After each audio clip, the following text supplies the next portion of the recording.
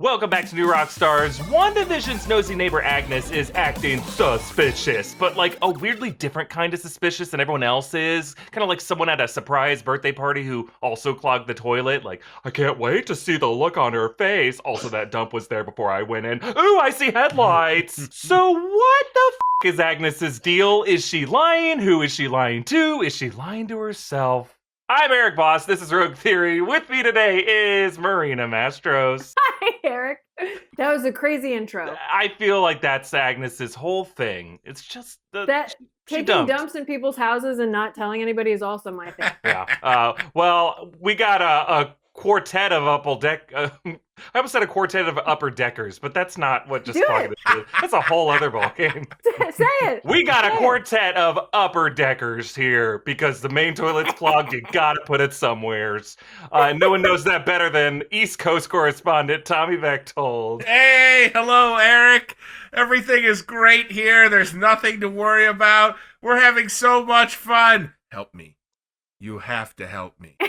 No one listen to him. No one help him. He has to learn on his own. And we want to welcome back to Rogue Theory, someone who's been working with us more intimately in recent weeks, Brandon Barrick, now off-screen producer Brandon of New Rockstars. Yay! What's up, guys? Sometimes I'm off-screen, sometimes I'm on-screen, but much like Agnes, I'm constantly lying to myself. But I'm happy to be here.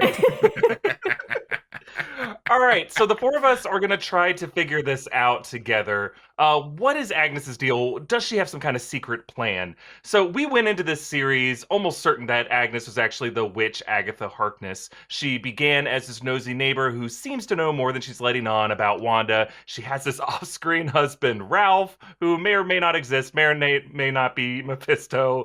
She almost always wears that brooch. She had that weird moment with the mailman. She turned Wanda against Dottie and Geraldine. She shushed Herb when he's about to tell Vision because we're all something. She's really eager to babysit those boys and then shows up with Sparky the dog dead and then seemed genuinely shocked to learn that Wanda can raise the dead. Sword has been unable to identify her true identity, and now, dressed up as a spooky witch, she catatonically glitches near the Westview border, and upon awakening from Vision, she kind of cries, she pats herself, she thinks she's dead, and then she yells at Vision that he's a dead Avenger. Dead, dead, dead, dead. And then she drives off laughing maniacally, as one does after clogging the bathroom toilet.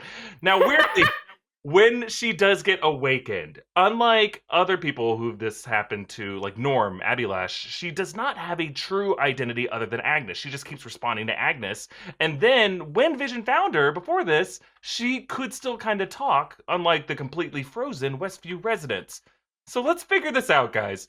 Why is Agnes in Westview? What does she want? And I think we got to start by asking, did she wanted to create this Westview hex, or was this a kind of accident that trapped her inside as a victim? I think Agnes wanted to do something with Wanda's magic, but she wasn't sure what was going to happen. So she kind of set Wanda up to have some sort of crisis or relive her guilt, and it's drawing the magic out of Wanda. But Agnes isn't exactly in complete control. She's just kind of rolling with the punches. So when things happen, she has to adjust and like play along and keep things moving in the direction she wants. But ultimately, she doesn't know what the ending is going to be like. So she's just kind of playing along. Now, is that different from everyone else in Westview? Are they 100% victims, we think, who are completely blindsided? Is Herb different than everyone else? One of the things that stuck out to me, and it was Agnes's conversation with Vision, where she gets information from him and then responds, "Then all is lost."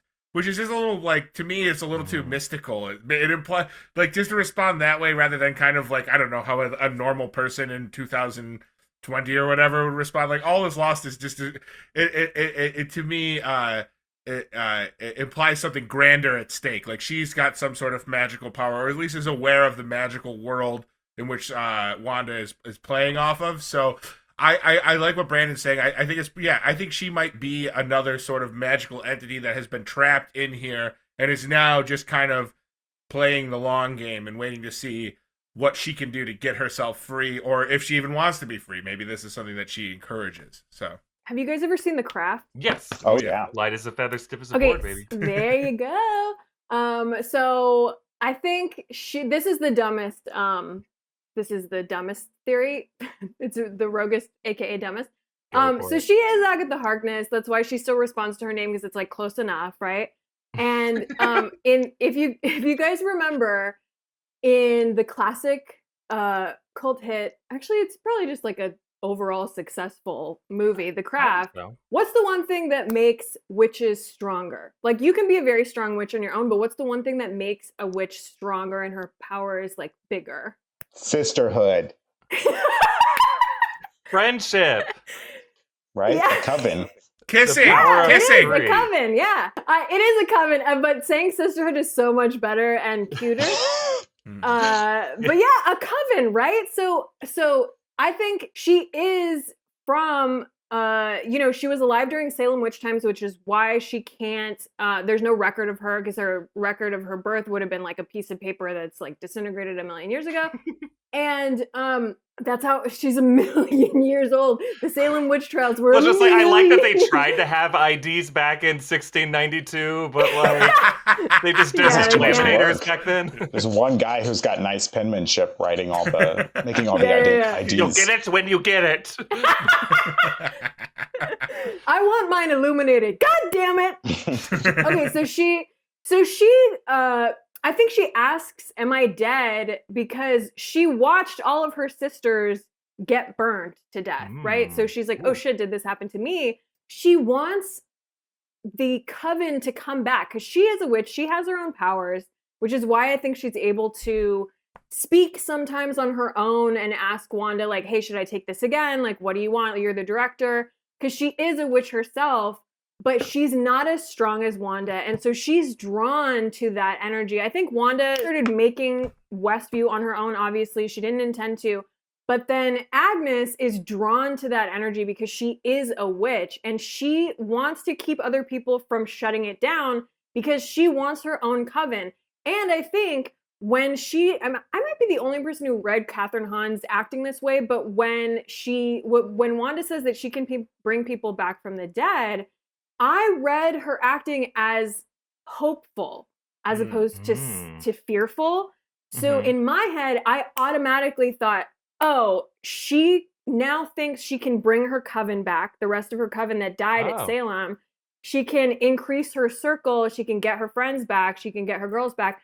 And like, I know we've been talking a lot about Mephisto and all that, but I like the idea that Agnes is just doing this for herself on her own. It's like, it's about sisterhood, as Brandon said. Sisterhood. It's the sisterhood. And she just wants her coven back, and she's drawn to that energy. She doesn't realize how powerful, though, Wanda is. And now, once she gets sucked in, she is overpowered, right? Like, she got in over her head, but she can still function a little bit. So she wants it to keep going, because she's probably benefiting from just being around that magic, even if she is like sort of overcome by it. So basically, it's just the craft. I think that's a really good idea in terms of what her goal might be. I'm wondering, Marina, if like Westview, I don't know if Wanda created Westview alone. Because then I'm wondering, well, then why isn't she completely in control of it? I'm thinking that, Agnes might have been there to help Wanda initially create Westview. But like her reaction when Vision awakened her was kind of like a coming up for air kind of thing. Like as if like a magician discovering their trick actually worked on the other side of it. I think she was surprised how effective it was. And that's kind of like, that's why she has these moments of cognition, is she accidentally got sucked into it. But like, there are these moments where she seems like a victim, and that's what's just kind of hard to square or to hex, I guess. I'm glad you brought up that moment where she wakes up Erik, because I thought it was really interesting, because the only other person we've seen woken up in Westview was Norm, and he was immediately like, oh, my sister, we got to help them. He was like very dramatic and very concerned and like panicked. But when Agnes gets like woken up, she grasps herself and she's like, oh, am I dead? And it's kind of overly dramatic. And maybe it's because, she's this supernatural being that's lived through time. She doesn't know what it's like to be a real, vulnerable, normal human. So she's acting like a normal human. Like, this is a big moment. Like, am I dead? Agnes, Oscar moment. Oh, totally, Erik. This is Agnes going for her Golden Globe. She needs to win the award here for best acting. Yeah, and it's strange because why is she so far away from town? You know, is she pulling Vision out away from Wanda, trying to get him closer to the edge of the hex for some reason? You know, Agnes is always doing these things to kind of force things on Wanda. You know, she brings Sparky into their life. She sprays the twins with that like lavender oil, and suddenly they get older. So it's really strange to see her like not in control. And in those moments when she's feels like she's not in control, she like kind of freaks out a little bit. So I think this is like her big acting moment on the edge of town, trying to make Vision think, you know, she's on his side of whatever side this is. But her master plan is still in effect, and it's still working in her favor.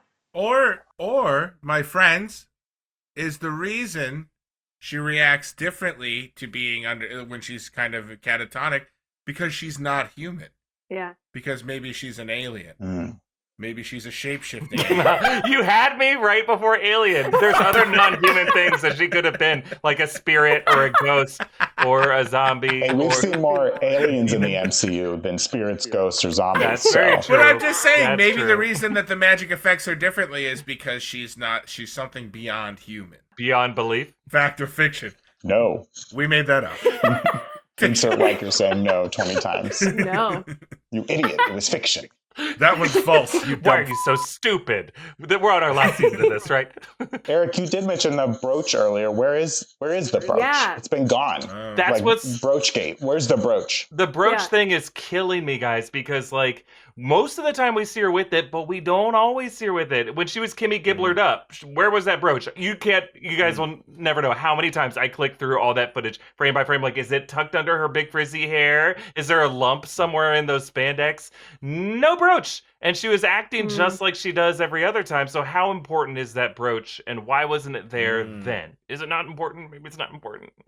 Maybe it's her. I mean, Eric, you said in one of your breakdowns that it could be like her talisman, and if it is her talisman and she is succumbing deeper and deeper into Wanda's control, then it could be that she doesn't have it all the time with her because it represents how in control she is or isn't. So she could be losing it. Like, literally, it's not there as the representation of her power because she's losing her power over time. It is worth saying that when she did not have her brooch, when she was Kimmy Gibblered up, is when she's more likely to break character. So that was the same where she's like, you want me to take it from the top? And then she had that whole line about, like, children, you can't control them, right? Whereas when she does have the brooch, she seems to be more in character. So maybe there is some kind of trance that it helps her stay in. Let's ask ourselves this, guys. Do we think Agnes, I mean, Marina, your theory is that this is all tied back to her historical roots and her coven. Yeah. Is she working alone with some kind of plot like that? Or does she have a partner? Is Ralph or, Nightmare, Mephisto, the Grim Reaper, one of these figures, some silent partner that she's serving? I know there's a lot of theories that she is working for or with someone else. I just am choosing to reject those because they all kind of like hinge on like, okay, she's a servant of Mephisto. She's trying to help this other person out. And they're all male characters. And I just don't want that to be true. I just want her to like function on her own and be her. Yeah. She can have her own set of traveling pants. She just wants, I want her to be her own person and have her own goal. So it's like, yeah, she wants her coven back. She wants more power. She wants like to build more modern reality of witches and bring witches back into their full power before Salem, when there used to be more of them and before they all got roasted to a toasty crisp. So I know it's not like a popular theory, and there are a bunch of other ones that probably are way more legit, but that's what I want. I want her to be pursuing her own agenda. Which is fine. I mean, there's a version of this, Marina, where it could be like, Agatha or Agnes historically has a partnership with some kind of a supernatural entity, but this is a time where she's like, I'm going to use Wanda to overthrow him, She could still have agency. She can still be, on her own agenda, her own motives, but that might require her to dethrone the previous demonic figure, whoever it is. You know what? Go, girl. Yes. Yes. Thank you, Eric. Eric, I know you're big on Mephisto, okay, and you want to see Mephisto so bad, but I really think that maybe Agnes is Mephisto, okay? Hey. Hear me out. Ooh, The okay. MCU I think they're feeling powerful right now. You know, they've had all these successful movies, now this successful TV show. I think they're ready to throw a big curveball at us and do a little gender swap and have, you know, Agnes, Agatha Harkness, actually be Mephisto herself. You know, it's time. They're ready. The MCU is ready to tell us what's what. They're ready to get crazy. They've had enough of the comic book nerds telling them how things have to be. They're going to tell us what it's like now. And I think it'd be really interesting to see, you know, Mephisto be a female. I love that idea. I think Catherine Hahn would crush that if she was given that. So good. I'd love to see her as a big bad in the MCU. I mean, when you think about it, we're like 6 episodes in, and they haven't really given us any big clues that Mephisto's going to show up. You know, there's been little hints and dribbles here, like little things Erik loves to pick apart. You know, mentions of hell, a little fire, and a little red. But really, a Mephisto out of nowhere would be kind of crazy. And to quote Marina, I don't want a man coming in and taking this all away. Thanks, girl. I think I would love to see Agnes be in charge of the whole thing, and she really is Mephisto, and she's running the show. It would be unearned at this point to have a man just come in. It's not about sisterhood, you guys. It's about Mephisterhood. Mephisterhood. Mephisterhood. Mephisterhood. Tenet. No. Tenet, a.k.a. I can't have that 7 hours of movie and discussion with my mom back ever. Please give me the 3 hours of the movie and the 4 hours of me and my mom trying to figure it out back to me. Please give it back to me. Christopher Nolan, reverse time that way. Give me that time back. So I want to end by just getting people's thoughts on what do we think is the end game of Agnes. So Marina, you brought up this idea. She's just trying to reconnect with her coven. But if she is herself one of these demonic entities, or if she's working with someone, or is it really just for the children? Are they just trying to snatch these kids? Are they trying to steal Wanda's powers? Are they trying to create a portal between dimensions so they can unleash hell or some kind of demons into our world? Are they trying to open up the multiverse? Like, what is the plot? Yeah, I mean, for me, like I said before, I think she's just trying to bring power. Agnes is trying to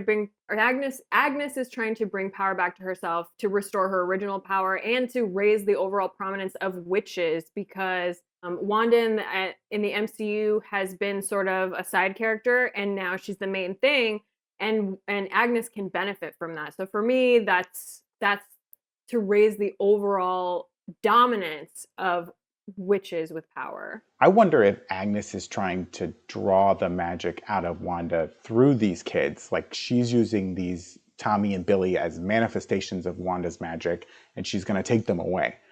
Because ultimately, you know, Wanda's story is grief. In all the movies, she's always dealing with some form of grief. And now in WandaVision, she's obviously dealing with a lot of grief. And I think Agnes has weaponized that grief and is going to use it to steal Wanda's magic by stealing these kids. Because I don't think Wanda gets to leave Westview with the kids. She's not leaving with Vision, and she ain't leaving with the kids. And it's going to be sad, and it's going to be tough. And Wanda's going to have to work through that pain, probably in a pretty dramatic way. Yeah, I like that idea. Like, especially since these kids don't really seem to have a corporeal, physical counterpart in that hex. They were a product of the hex. So if those kids it's for the children, these kids have their own powers that ultimately maybe they were waiting for these kids' powers to emerge. And we haven't seen Agnes around these kids when they have the powers yet, and maybe that's when she's gonna snatch them up. Gobble gobble. Well, so what I'm wondering is it almost a thing where, like, whoever Agnes is and whoever she's working for, have they discovered that this section of the world, kind of like how a lot of quarterbacks come from Pittsburgh, is like a section of the world where there are a lot of kids with potential to be to have superpowers. So she needs to use Wanda to unlock that. And are these kids the children that will eventually become the students at Charles Xavier's School for the Gifted? Like, are these kids going to be saved from Agnes and whatever dark entity she's representing, and to become the first mutants in this universe? Obviously, we know that they're going to have mutants from other places come in, but I think this could be the way that this universe has mutants, and maybe it's all a tie-in to kind of introduce the X-Men that way. I don't know.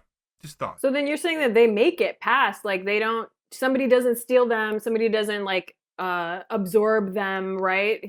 Mephisto doesn't absorb them back into himself, so that they actually make it in your version. Yes. And then they just exist, and they need a place to go, and they need to be protected. So who could protect them? Well, some really great points there. Because it's still Rogue Theory, I've been scoring your points the whole time because I'm crazy.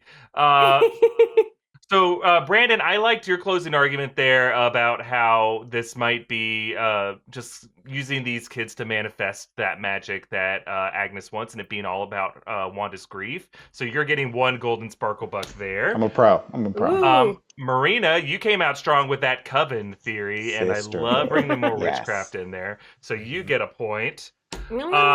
Tommy, you start out in the hole with just saying aliens. I didn't know where you were going with it. But boy, oh boy, did you come in strong by bringing in mutants. Not because I think every mutant in the MCU is going to have a Jersey accent. I would love if that's the case. Instead, I do think this hex is going to be how the MCU establishes the existence of mutants. Maybe it spreads outward, it grows and grows and grows, and it just triggers the genetic conditions of certain people to finally activate that X gene, so they now become mutants. We'll see. I assume that's where you were going, so we'll give you a golden point there. But hey, guess what, Tommy? You got a backup one for Mephistohood. That's some pretty good wordplay. Yes! Eric, why are you rewarding him for that? I want more positive reinforcement. Mephisto, never knew how much I missed you. No.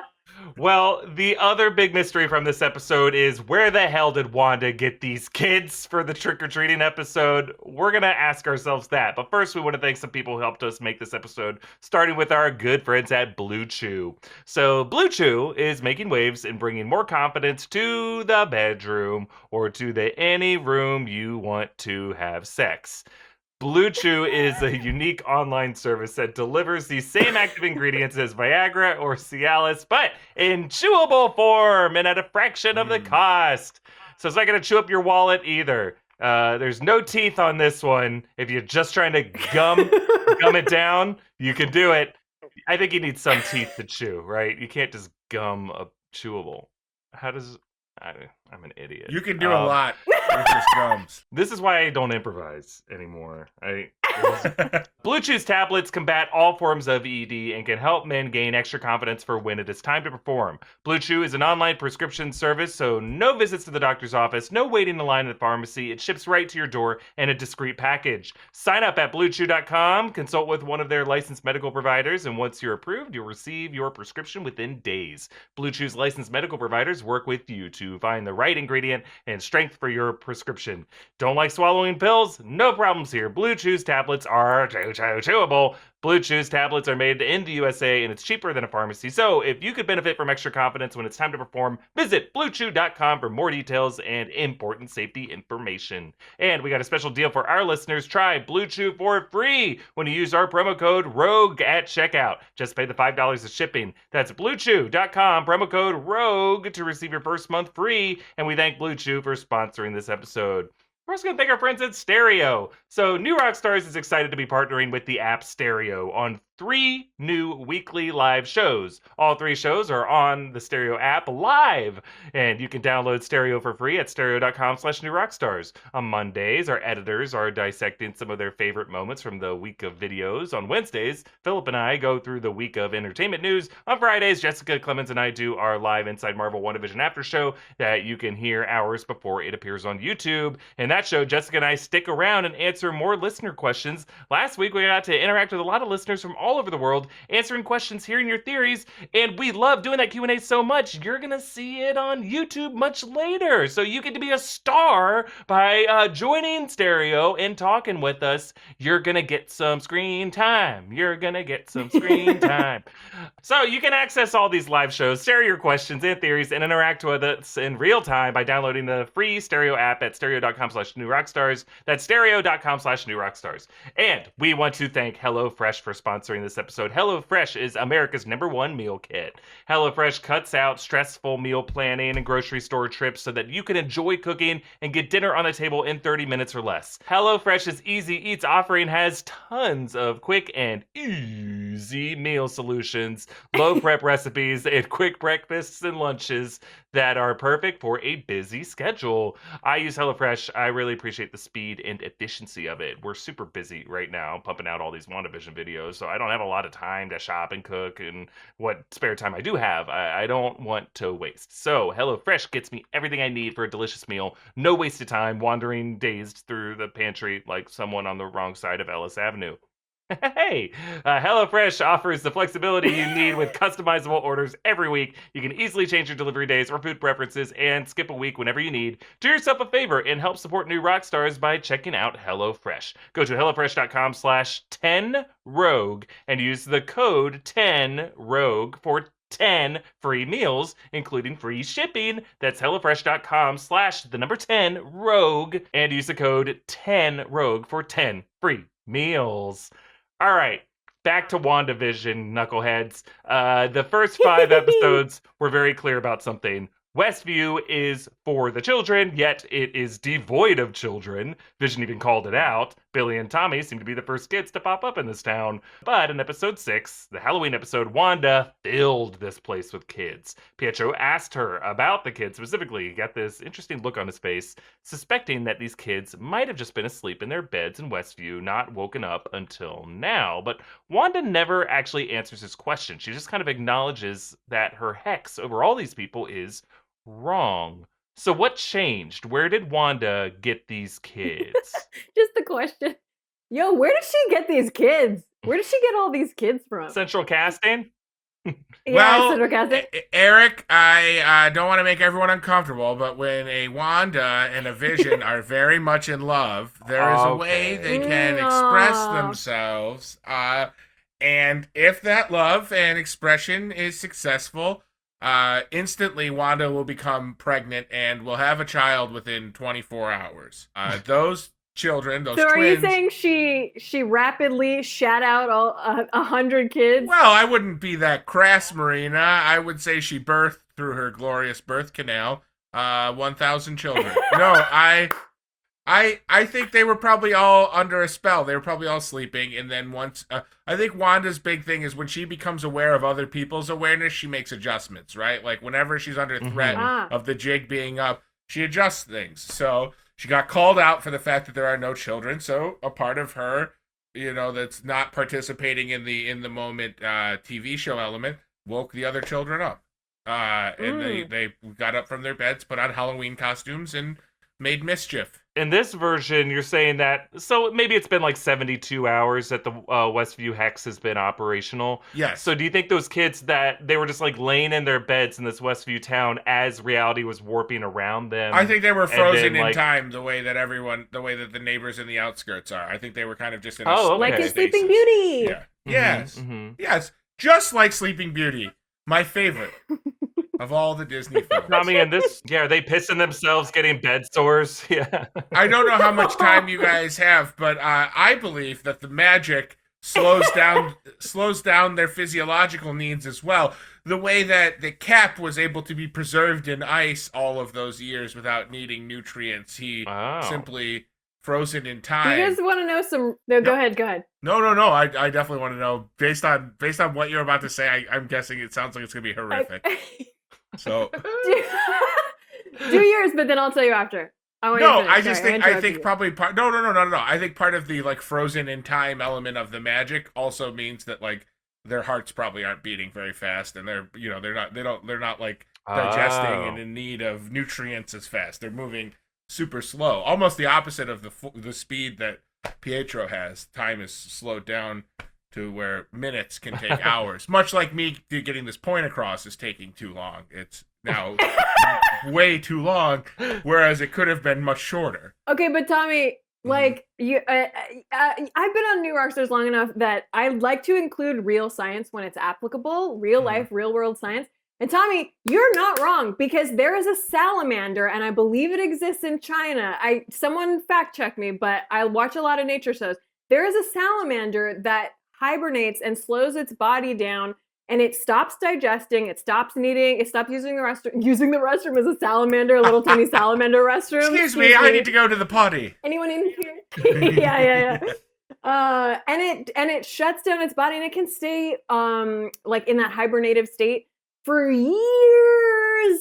So that's real science, Tommy. You know it's it. me. You guys are full of shit. No, they are not lizard boys and girls. Those kids are. Because here's the deal. Here's my follow-up to this.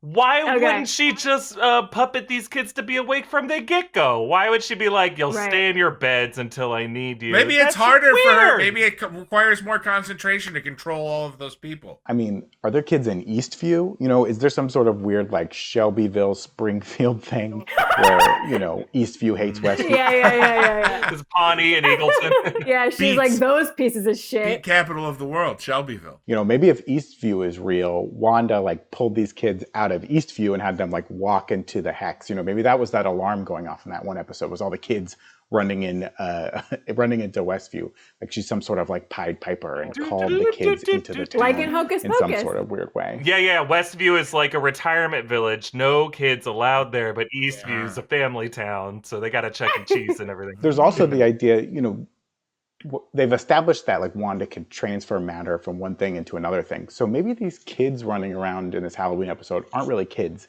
Maybe they're just, like, ants or something that Wanda turned into children. I mean, we never even hear any of these other kids talk, so who knows how capable they are. And if you look in that episode, there's a lot of people in costume, and there are some kids running around, but there's a lot of adults. Like, I was always looking around, I was like, I'm not seeing a ton of kids. Like, she said she made kids, but I don't see that many kids. But there are legitimate kids there, but I think they just might be full-grown ants in a kid's body. It's weird. Every time she goes up and every time you interact with one of the kids, they just say, "I'm very busy. I don't have time for this," and then scurry along. Yeah. They're all like Manny from Modern Family. They're like, your words have been written by an adult in his 50s. Yes. Did you guys see the new Cinderella? The like a remake of the Cinderella with it's like the new version or whatever. Brandy. That's the best version. Yes, no, I forget the actress's name, but they redid it in like fairly recently. But in that, they, you know, obviously they turned the little chameleons into like the chariot drivers. Sure. And they're like that's in all Cinderellas.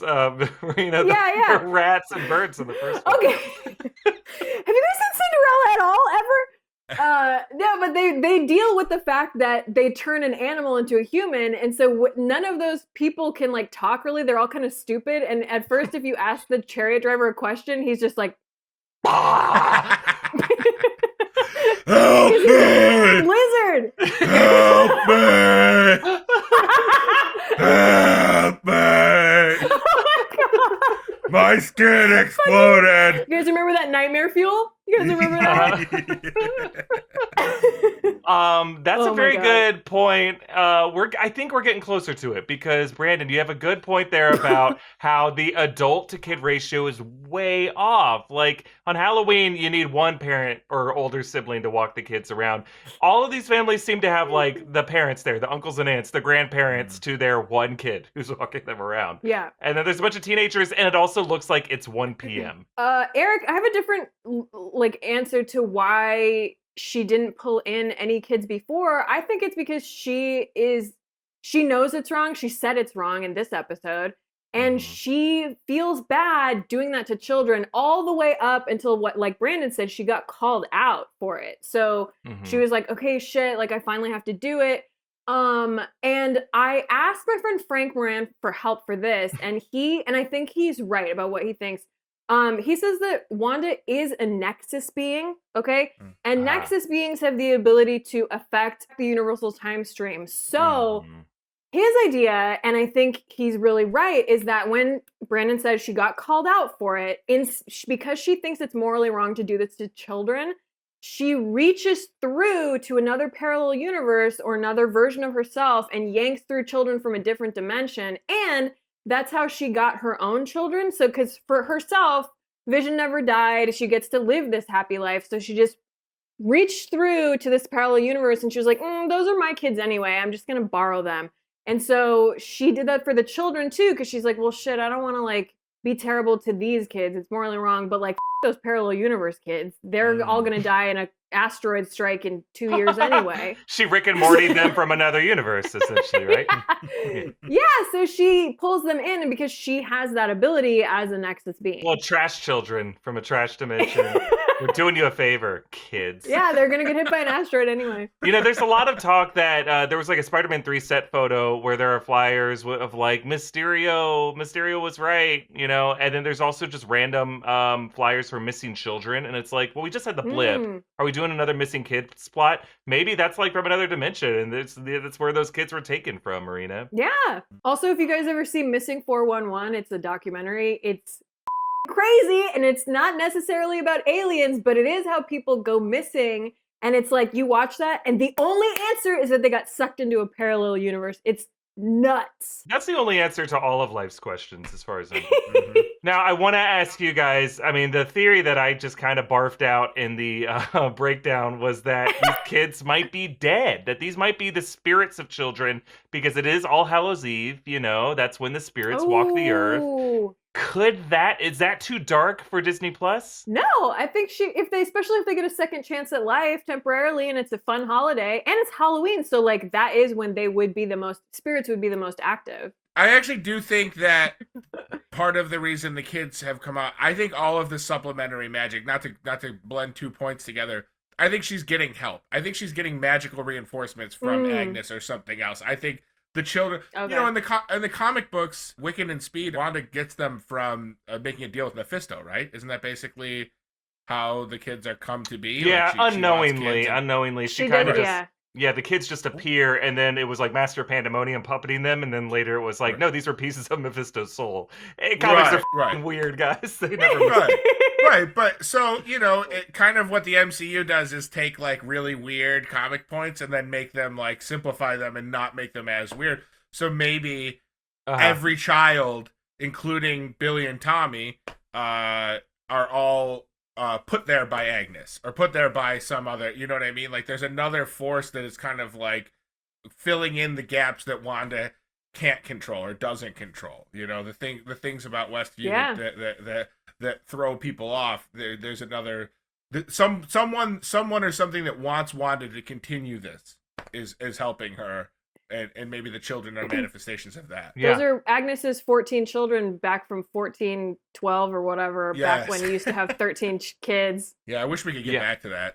Yeah, we'll see if kids come back next episode. There's a lot of theories that, people have found some leaked audition tapes. These aren't leaks. These are just audition tapes in which kids read sides anyway, so I don't have a problem talking about them. You just skip ahead if you're worried about it. But really, it was one of the child actors reading a scene in which he's being bullied by another kid at school. Honestly, I think this was just to, like, gauge his emotional range, as you often do with sides. That never tells you what's going to be an actual script. But I don't know if kids are going to be back next episode, in which case... These kids may have just been temporary, as to use Brandon's term, NPCs. They may have just been set dressing, and that's why, like, when Vision got a closer look at them on that other side of town, that, you know, that little Ruth Bader Ginsburg was like, you know, the kids were not moving. So he's just kind of like, oh, these aren't real. And he just, like, pushes them over, and they're flat, and they fall over. Like, we'll see if kids come back. Okay, I'm going to award some points here. Marina, you had a good thought. You're gonna get a Golden Sparkle book, but you have to share it with Frank Moran. I will.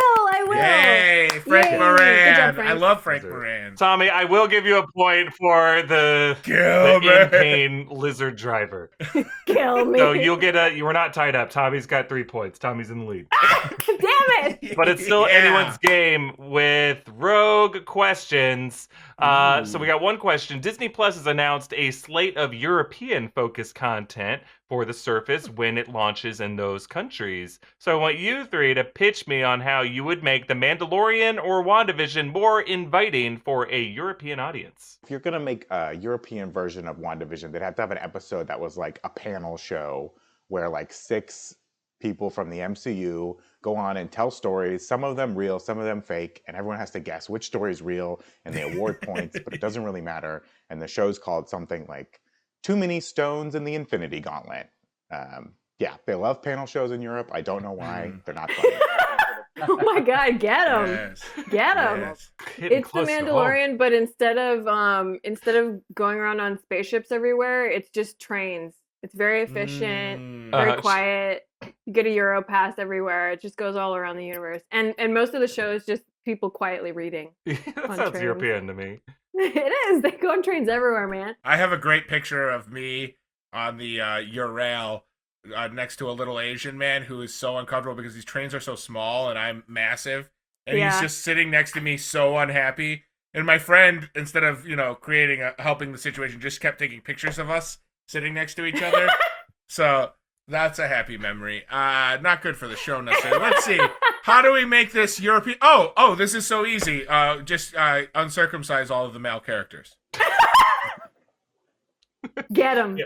Get them. You just have to put a lot. You have to put a lot more nudity in all of the shows. And well, Tommy, you get the point for that one. You are the winner of this week of Westview. Thanks, everyone. Well done, Wance. This Wance time, you get this. No one knows what Wance is. That is it for this episode of Rogue Theory. Thank you so much to our guests, Marina Mastros, Tommy Bechtold, Brandon Barrick. Follow all three of them on social media. Support their projects. Show them some love. And you can support our channel by checking out one of our many great merch options at newrockstarsmerch.com, like this unusual couple shirt I'm wearing with all of its AR hidden Easter eggs. One of them might be a New Rockstars team member shirtless. I don't know. I've never actually done it myself. I just assume that someone's going to want to put a shirtless shot of himself in there. Follow me at EA Voss. Who would that be? Who would that be? I wonder which. Obviously, off-screen producer Zach Huddleston. That guy can't get enough. Definitely Zach. I was going to say, is it Mastertainment? I don't know. Tell me. Who would be shirtless? Maybe. So yeah, follow all these people, get our shirts, join us on Patreon, where you can join our official Discord server. A lot of fun conversations happening there. You can follow me at EA Voss, follow New Rockstars, subscribe here on YouTube, and remember to download the Stereo app by going to stereo.com/newrockstars so that you can listen to our 3 new weekly live shows. You can download the app for free on Apple and Android and create an avatar and profile. Be sure to download now so that you can submit questions to one of our upcoming shows. Just go to stereo.com/newrockstars. And we'll see you next time. Bye, everybody. Bye. Bye, guys. Kill me. Kill me.